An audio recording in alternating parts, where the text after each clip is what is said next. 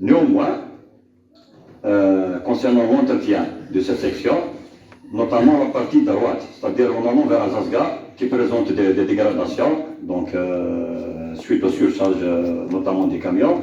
Donc il y a une nouvelle opération inscrite dans le cadre d'entretien. Donc c'est une ancienne opération inscrite sur c'est un reliquat d'une opération contrôlée sur le FNA, donc le Fonds national autoroutier et routier. Donc elle est nouvellement inscrite. Donc le cahier des charges, il est pareil, il a été établi par la DTP, il est au niveau de la commission de wilaya, donc il va être programmé ces jours-ci pour lancer les travaux le plus vite possible, afin de sécuriser du moins l'usager sur cette section.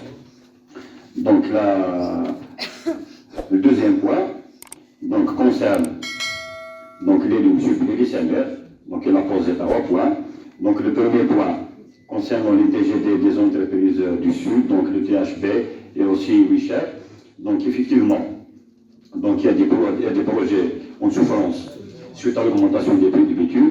D'ailleurs, c'est un point qu'on a débattu lors du conseil exécutif présidé par M. Loueli en date du 1er décembre, où il y avait même des instructions pour assigner et relancer tout ce qui est projet en souffrance, que ce soit la procédure administrative, que ce soit les travaux sur terrain.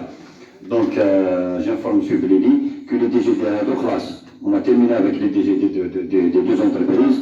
Plus que ça, les résiliations sont faites, elles sont au niveau du contrôle financier pour le visa, et le cahier des charges est afférent, il est au niveau de la commission du wilaya. Donc je peux même citer le nombre de cahiers de charges qui sont, on vient de les envoyer, ça fait une semaine à 10 jours, il y a 4 cahiers de charges. Donc au niveau de la commission, donc les semaines du wilaya 2021, on fait déjà objet d'examen, on a même levé les réserves, donc au cours de la semaine prochaine, on va avoir le visa, on lance la d'appel d'offres. Il y a un autre cahier des charges qui va faire objet d'examen demain, Inch'Allah. Donc c'est une séance qui a été reportée pour demain, c'était prévu pour lundi, et les 2 autres pour la semaine prochaine. Au total, donc 5, il nous reste un seul cahier des charges, il est en voie de finalisation pour le présenter le plus vite possible.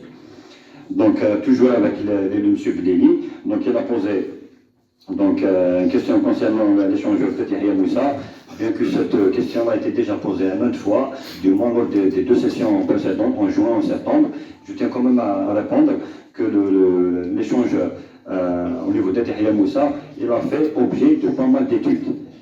Et pratiquement, c'est impossible techniquement. Les bretelles vers l'échangeur donnent une pente de 20%. Donc il y a eu des études menées par le bureau d'études SAITI, le CTTP et même un bureau d'études étranger. Etal consulte. Néanmoins, cette doléance, on va la transmettre au maître de l'ouvrage à bas pour une autre tentative. Donc la troisième question émanant du même milieu, donc M. Bdeli, concerne la cadence de la pénétrante. Effectivement, c'est un projet qui date.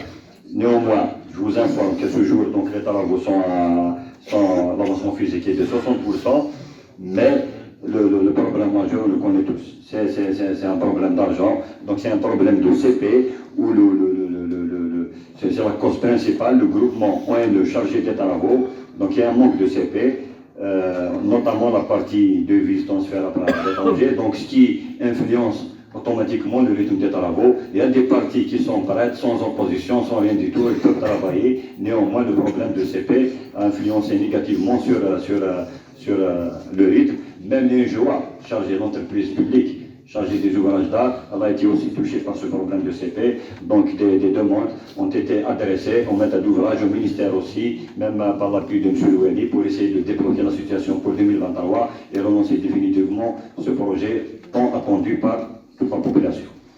Donc je passe à présent à la question du 9e intervenant, donc en l'occurrence M. Zouli. Donc il a parlé de la rentante, donc au niveau du Goudrel. Donc effectivement, c'est un ancien projet de 2015 en souffrance. Initialement, il a été attribué à une entreprise, donc suite à sa défaillance, il a fait objet de résiliation trop exclusive. Il a été relancé. Il y a eu une entreprise qui est retenue durant le 4e trimestre 2021.